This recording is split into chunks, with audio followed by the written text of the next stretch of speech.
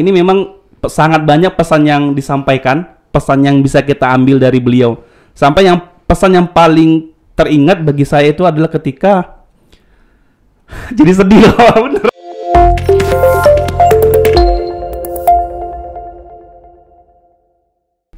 Assalamualaikum warahmatullahi wabarakatuh.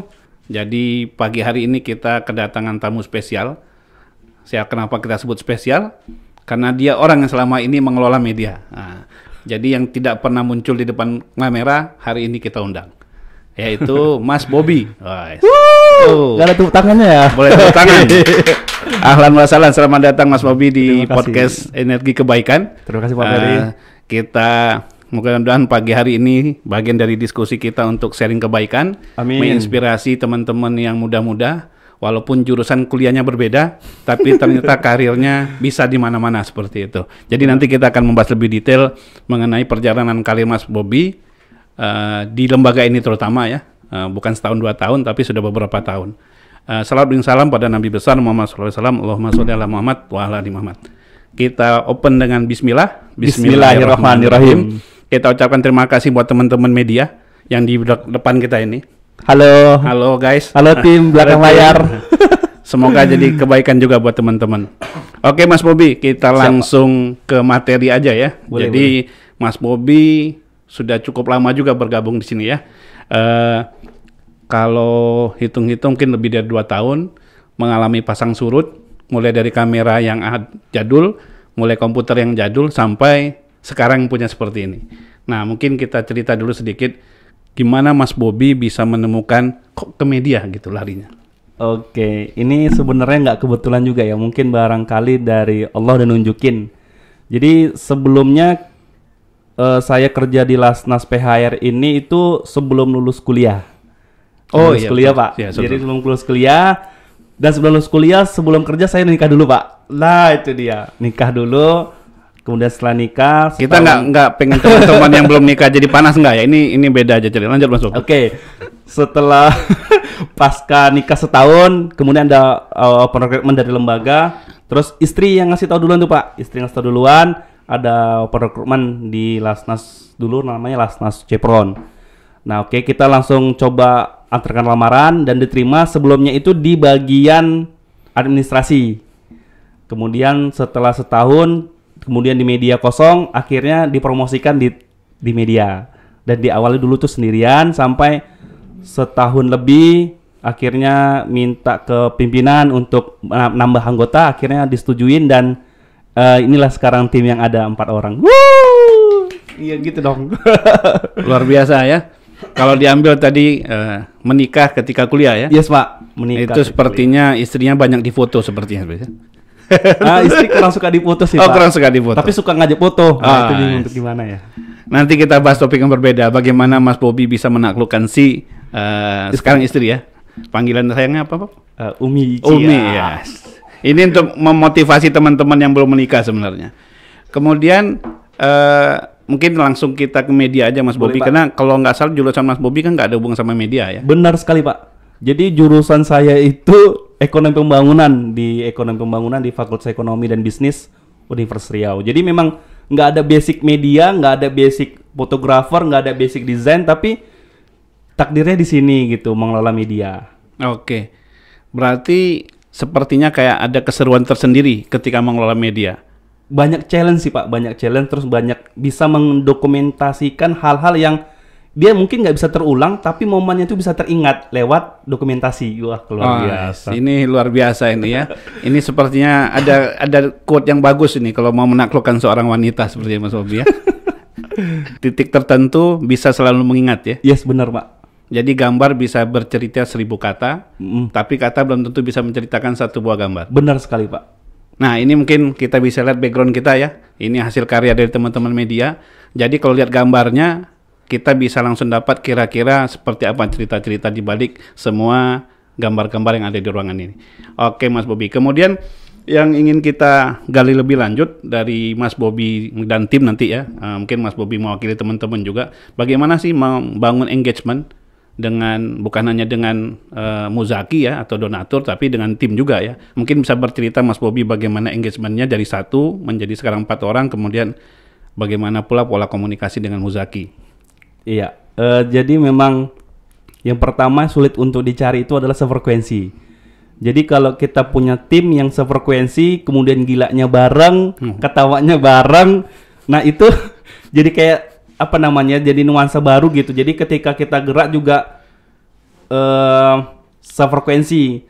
Jadi memang dalam tim itu, terutama di tim media itu, kalau soal diskusi, terus ada emosional, ada marah, ada sedih, bahkan ada nangis, itu hal yang mungkin bagi kita itu bagian dari pembelajaran untuk kalau ada pendapat itu ya nggak apa-apa disampaikan. Tapi kalau pendapatnya itu masih ada pendapat lain yang lebih bagus, kenapa nggak dijalankan yang lain gitu. Nah ini yang coba saya bangun di tim untuk terus sefrekuensi, mengikutin alur mereka dan tidak dibatasin, tidak dilarang, tapi ada batasannya gitu Pak. Oke, berarti kalau dilihat dari segi umur atau dari segi background pendidikan bervariasi juga membernya ya? Luar biasa Pak, jadi memang keunikan di tim media itu tidak ada satupun yang basicnya tentang media. Oke. Hampir selinier ada satu namanya Santi. Santi itu hubungan internasional ya Santi? Salah deng, ilmu komunikasi. Itu jadi saking lupanya sama member nggak apa-apa. selinier tapi tidak punya basic langsung tentang multimedia. Kemudian yang kedua ada Suci dan Vicky. Ini kebetulan satu jurusan tapi beda angkatan. Suci di 2000 sekian 15 matematika, Vicky 2018. Matematika ya? Iya, jadi memang nggak ada basic tapi kerja kami ya ini multimedia. Jadi memang basic itu tidak menjadi bagian. Kalau kita punya hobi ya disalurkan aja. Media itu sebenarnya banyak matematika fisikanya. Ngatur cahaya. Ada angka di situ Pak. Ada frekuensi. Iya benar. Kalau buka lensa itu berapa? Kan ada hukumnya ya. Iya benar Pak. Tapi karena lagi senang-senang aja nggak kepikiran sampai ke situ. Padahal kalau diubek-ubek, kenapa frekuensinya apa? Buka lensanya sekian, diafragma sekian. Itu kan ada ya di SD SMP dulu belajar gituan lah ya. Iya benar. Nah kalau di matematika tentu teman-teman lebih menarik lagi kan membahasnya. Nggak tahu nanti apakah salah satu membernya menulis tesis tentang itu ya. Iya. Pengaruh kamera terhadap media sosial gitu ya. Bisa tesis CS2 ya. Ya Suci atau Vicky ditunggu ya. Santi boleh juga. Oke, nextnya pernah lihat video, salah satu video yang dibuat oleh teman-teman media tentang kalau nggak salah Hari Ibu ya. Hari Ibu, ya ada sih Pak, ada Hari itu Ibu. Sepertinya Mas Bobby dikerjain sama teman-teman ya, dibuat skenario ya. Jadi memang itu di awal kita sudah buat skenario Hari Ibu itu untuk Amil. Oke. Jadi kita datang ke rumah Amil, kemudian nanti Amilnya itu datang juga, cuman di luar dengan di mobil, dalam mobil, terus kita di media itu mewawancara si ibu tentang pendapat si anak gitu kan. Tapi ternyata dirubah oleh tim tanpa sepengetahuan saya sendiri. Ya udah pada akhirnya saya jadi korban untuk ibu saya ditelepon nanya tentang saya, ya akhirnya dibuatkan video. Ya bagaimana ya seorang anak ketika dengarkan suara ibu langsung menangis gitu. Masya Allah. Luar biasa sih. Mungkin nanti kalau teman-teman siap melihat ya salah satu video yang ada di YouTube channel Lasons PHR, itu di sini nanti bisa dilihat bagaimana teman-teman itu membuat, ya kita bilang mungkin ada behind ininya ya. Behind the skin. Iya, behind the skin teman-teman punya ya dalam tanda kutip ini sesuatu menarik nih. Kalau dalam tanda kutip ada kejutan ya, surprise buat leadershipnya. Kalau Pak Age juga kena ya. Pak Age juga kena. Jadi memang kita tidak membatasi tim untuk buat kreativitas selagi itu se-value dengan lembaga. Oke. Jadi kalau lihat video itu sangat terharu. Teman-teman sampai susah sekali menulisnya ya. Mungkin kalau itu diulang-ulang. Jadi kalau saya pribadi bilang apa yang sudah masuk YouTube itu menjadi jejak. Dan kalau orang tua kita nggak ada, Mas Bobby dan teman-teman bisa muter lagi itu. Benar Pak. Dan saya bilang itu amal kebaikan buat teman-teman yang ada di sini. Jadi nangis ya. Sekali lagi, kalau saya pribadi mungkin kita nggak pernah kepikiran membuat hal begitu komunikasi via telepon dengan orang tua. Tapi teman-teman media punya ide itu dan itu terdokumentasi.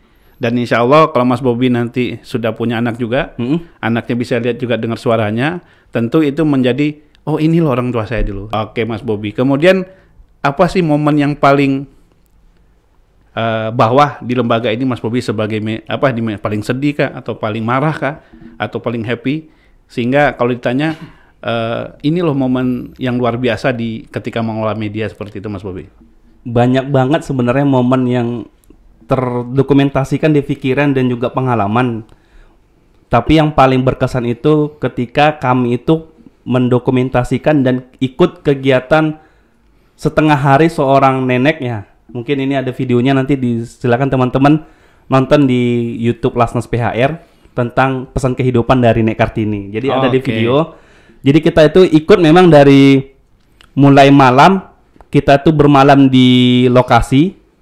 Tepatnya kebetulan kita di rumah Pak RT ya, diizinkan di rumah Pak RT, tinggal di situ. Cuman kita mulai pagi. Jadi sebenarnya Nek Kartini ini adalah seorang lansia yang hidup sebatang kara. Jadi hidup sebatang kara, kemudian beliau itu berjualan opak dan gorengan, berkeliling di daerah Muara Fajar, Jalan Lintas Timur gitu. Nah ini memang sangat banyak pesan yang disampaikan, pesan yang bisa kita ambil dari beliau. Sampai yang pesan yang paling teringat bagi saya itu adalah ketika jadi sedih loh, beneran. Ya itu dia momen paling berharga berarti. Ya beneran Pak, jadi sedih banget nih. Jadi pesan yang paling teringat itu ketika Nek Kartini itu bilang gini, ketika saya meninggal, rumah ini saya jadikan musola. Saya bahkan jadi musola ini kenangan yang bagi Bobby itu sangat berkesan gitu. Jadi seorang nenek aja itu masih mikirin ketika dia sebatang kara itu ada pesan yang disampaikan dan dititipkan lewat Pak RT untuk warga gitu, untuk dibuatkan tempat ibadah rumahnya itu gitu, yang memang rumah itu dibeli oleh suaminya sendiri gitu. Ini memang ya momen yang paling berharga sih Pak. Jadi sedih. Masya Allah. Jadi ternyata buat rekan atau teman-teman semua ya, salah satu kalau kita bilang value ya, bekerja di lembaga sosial itu seperti lembaga zakat, ketika teman-teman turun ke lapangan itu bisa melihat begitu banyaknya variasi, ragam background atau kehidupan ekonomi dan sebagainya dari saudara-saudara kita. Salah satunya kayak yang Mas Bobby dan teman-teman lakukan ini. Jadi datang ke suatu lokasi, bermalam di sana, berdiskusi, kemudian mendokumentasikan, sehingga kalau ditanya apakah saat ini kita miskin, jawabannya pasti enggak. Apakah kita susah, jawabannya masih enggak. Karena lebih banyak orang yang miskin, lebih susah, lebih menderita daripada kita saat ini. Jadi kalau seperti kayak nenek tadi ya, jualan opak, jualan apa. Jadi kalau ditanya, kalau ada teman-teman yang bilang tamat kuliah susah kerja, seharusnya bisa lihat video tadi ya, bahwa nenek-nenek yang sudah usia 60-an lebih, sendirian, masih berjuang Pak, bekerja Pak, luar biasa. Menjual opak lagi ya. Kalau ditanya, gimana strategi marketingnya? Bingung juga kan? Bingung Pak, tapi laku terus Pak jalan. Beliau tuh dorong gerobak dari rumah dari pagi sampai menjelang sore, jalan kaki. Terus ya mohon maafnya nenek itu sudah lanjut usia dan sudah bungkuk karena memang sering dorong gerobak gitu kan. Jadi memang kalau tanya marketingnya itu luar biasa, mungkin Allah lah yang tahu gitu gimana marketingnya. Artinya sebenarnya setiap orang itu sudah ada rezeki. Iya benar Pak. Selagi rezekinya masih ada, insya Allah dia masih hidup. Ketika rezeki itu dicabut, makalah itulah akhir dari hidupnya. Artinya kita nggak perlu khawatir buat teman-teman juga ya, bahwa kalau belum dapat kerja dan sebagainya, karena rezeki itu nggak harus bekerja. Ya, benar. Artinya bekerja di suatu perusahaan nggak ya. Artinya selagi teman-teman selalu bergerak, selalu mencari sesuatu, membantu sesuatu, pasti di situ ada rezekinya. Seperti itu ya. Mungkin terakhir nih Mas Bobby, bagaimana peran media? Ini kan media ini bukan hanya, kalau dulu kita waktu tahun 90-an media itu kayak TV, koran dan sebagainya ya. Sekarang bertransformasi, semua orang bisa bikin media masing-masing. Makanya ada media sosial, ada FB, ada IG, sehingga semua orang bisa menulis berita di situ. Nah, pertanyaan sederhana adalah bagaimana ke depan media ini bisa membantu teman-teman, terutama yang punya program kebaikan, apakah sekolah ataupun pesantren, panti asuhan dan sebagainya, bisa juga punya media dan sebagainya. Mungkin Mas Bobby bisa ngasih insight lebih detail. Oke, jadi memang untuk menebarkan energi kebaikan ya, itu tagline dari lembaga sebenarnya. Tapi memang setiap orang yang punya niat baik, jadi orang baik itu harus menebarkan energi kebaikan. Di zaman yang serba teknologi ini, digital ini, memang banyak cara untuk kita berbagi kebaikan. Bisa jadi misalnya kita tidak mampu untuk membantu secara uang misalnya, tapi kita bisa bantu lewat publikasi atau misalnya lewat apa namanya, nyampaikan broadcast dan segala macam. Jadi memang untuk untuk apa namanya ya, untuk berbagi itu tidak sulit, semua bisa dengan cara apapun bisa. Misalnya di media sosial, lewat Instagram, lewat Facebook, atau misalnya teman-teman misalnya mau kolaborasi dengan Lasnas PHR, misalnya ada juga situs yang sudah kita buat website fundraising di energikebaikan.com misalnya. Itu banyak caranya. Kita bisa membantu orang dengan apa ya namanya dibilangnya, berbagai cara gitu. Ini sih gitu sih, Pak. Artinya dengan teknologi sekarang ya, ada Iya, HP, ada handphone, ada kamera dan sebagainya. Artinya setiap orang itu sudah bisa menjadi jembatan untuk membantu orang lain. betul. Ya. Artinya ketika ada sesuatu yang susah, teman-teman bisa foto, Yes. bisa teman-teman publish dan tolong dong dibantu Iya, gitu. tapi ada syaratnya, Pak. Jadi tidak semua orang yang mau kita bantu niat kita bantu, tapi kemudian salah dalam penafsiran membantunya. Misalnya contoh kita langsung foto terus langsung nge-share tapi tanpa izin yang bersangkutan. Oke. Nah, kalau itu kan lebih mengekspos si orangnya, orang kesusahan, tapi lebih bagusnya kita minta izin. Kemudian kalau memang bisa ada lembaga atau komunitas kita menggunakan itu, jadi lebih terpercaya dan si orang yang kita bantu tuh lebih menjaga nama mereka gitu. Jadi Oke. ada cara-caranya sih, Pak. Siap. Berarti berbuat baik pun harus ada prosedurnya ya. Iya.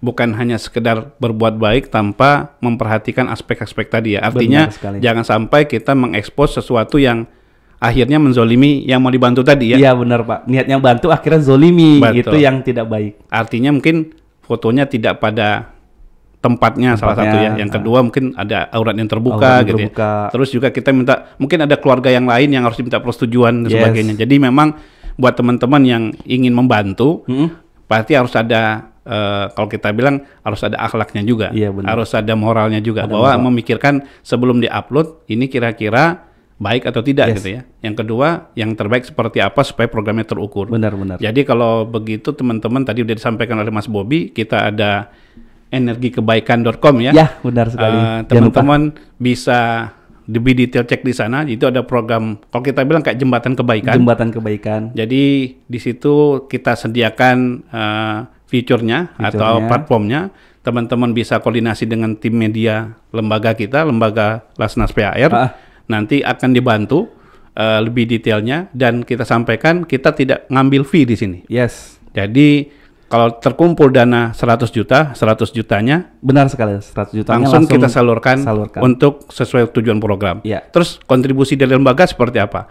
Nah, kalau ngitung-ngitung sama Mas Bobby kemarin kita ada biaya pengelolaan semua sih, Pak. Iya. Maintenance dan segala macamnya memang kalau secara pengelolaan itu besar.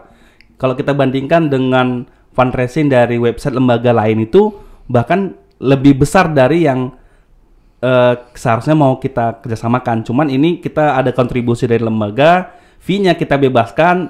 Ketika ada dana masuk, ketika fundraising satu campaign program, 100% kita serahkan langsung dana itu. Tidak ada biaya lain atau misalnya 5% fee-nya atau administrasi dan segala macam. Jadi sebenarnya bukan kontribusi lembaga adalah menyediakan platformnya. Hanya menyediakan platform dan prosesnya Betul. aja. Artinya kalau ada yang transfer, di situ ada biaya transfer ya. Ya, Tapi kita tidak charge buat teman-teman kalau itu dicairkan. benar sekali, Pak. Kedua, kayak biaya internet, biaya perawatan sistem dan sebagainya itu sistem, juga ada. besar. Jadi kalau dihitung-hitung mungkin bisa 5% ya. Ya, benar sekali, Pak. Nah, itulah kontribusi lembaga. Jadi kalau teman-teman berkata, apa kontribusi dari Lasnas ketika kita berkolaborasi? Ya tadi kita 5%. Ya, 5% itu kita bantu dari kontribusi lembaga ke mitra ketiga. Oke. Gitu. Jadi kita punya mitra, ini rekan-rekan untuk bagaimana mengoperasikan ini semua. Dan ini harus bayar.